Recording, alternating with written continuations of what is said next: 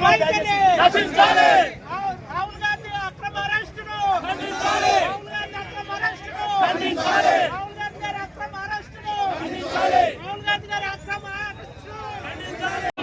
కేంద్ర ప్రభుత్వ వైఖరి మొండి వైఖరిని కేంద్ర ప్రభుత్వం మొండి వైఖరిని కేంద్ర ప్రభుత్వం మొండి వైఖరి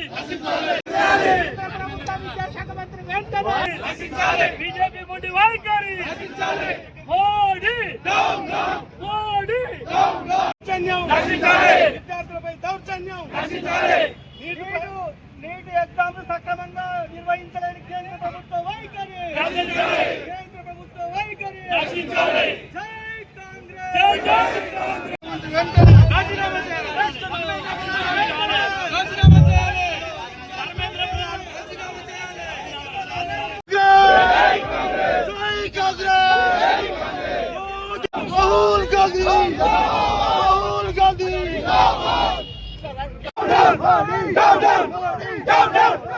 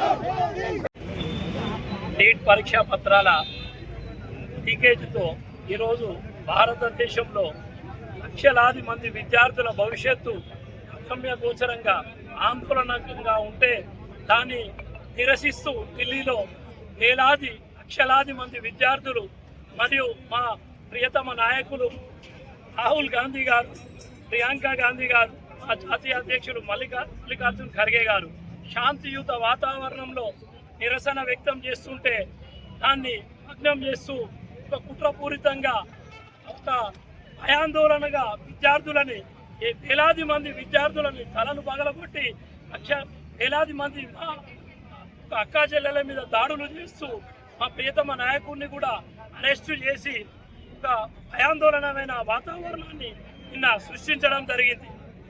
దాన్ని నిరసిస్తూ ఈరోజు మేము ములుగు జిల్లాలో ఈ యొక్క శాంతియుతంగా ర్యాలీని నిర్వహించడం జరిగింది. మేము ఒకటే చెప్తున్నాం, బీజేపీ ప్రభుత్వానికి విద్యార్థుల భవిష్యత్తుతోటి మీరు ఆటలాడుకోవడం ఇది సరైన పద్ధతి కాదు. కేంద్ర ప్రభుత్వం ఎక్కడైతే పరిపాలిస్తున్నదో ఆ రాష్ట్రాల్లో మాత్రమే ఈ యొక్క పేపర్ లీకేజీలు జరిగినాయి. వేలాది మంది విద్యార్థులు ఈరోజు రోడ్డు మీద పడ్డారు.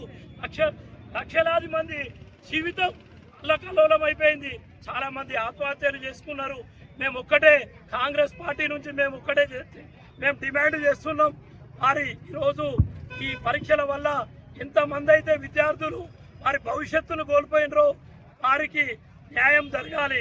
చనిపోయిన విద్యార్థులందరికీ ₹1 కోటి ఎక్స్గ్రేషియాతో పాటు వారి యొక్క కుటుంబాలకు జాబ్ని కల్పించాలి. వారందరికీ న్యాయం చేయాలని కాంగ్రెస్ పార్టీ పక్షాల నుంచి మేము ఈరోజు డిమాండ్ చేస్తున్నాం. మా ప్రియతమ నాయకుడు మా రాహుల్ గాంధీ గారు నిన్న లక్షలాది మంది విద్యార్థులతో కలిసి ఒక ధర్నాలో పాల్గొంటే ఆయన మీద దాడి చేసే విధంగా ఆయనని గుంజుకుపోతూ పోలీసులు వ్యవహరించిన తీరుని మేము కాంగ్రెస్ పార్టీ నుంచి మేము తీవ్రంగా ఖండిస్తున్నాం. ఏదేమైనప్పటికీ కాంగ్రెస్ పార్టీ ఎప్పుడు ప్రజల పక్షాన, పేదల పక్షాన, విద్యార్థుల పక్షాన, రైతుల పక్షాన నిలబడుతుందని మరొక్కసారి తెలియజేసిండ్రు.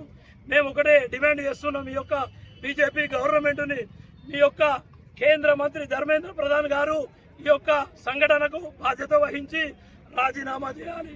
నిన్న జరిగిన ఒక దాడులకు సంబంధించి వేలాది మంది విద్యార్థుల మీద మీరు దాడి చేసిన దానికి దేశవ్యాప్తంగా క్షమాపణలు చెప్పి మీ యొక్క హోమ్ మినిస్టర్ కూడా రాజీనామా చేసి మీకు చేత కాకపోతే మీరు గద్దె దిగండి. కాంగ్రెస్ పార్టీ పరిపాలిస్తుందని మేము తెలియజేస్తున్నాం.